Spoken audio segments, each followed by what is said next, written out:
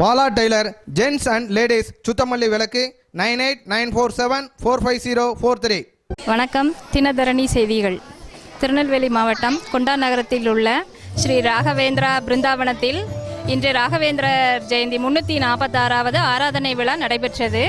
இதை முன்னிட்டு நெல்லை நகரம் சிவாலயா நாட்டிய பள்ளியின் சார்பாக பரதநாட்டிய நிகழ்ச்சி நடத்தி கொண்டிருக்கிறோம். பெருமான் வடிவேலன் என்று இந்த பிருந்தாவனத்திற்கு ஆறுமுக பெருமானை அழைத்து வருகிறார்கள்.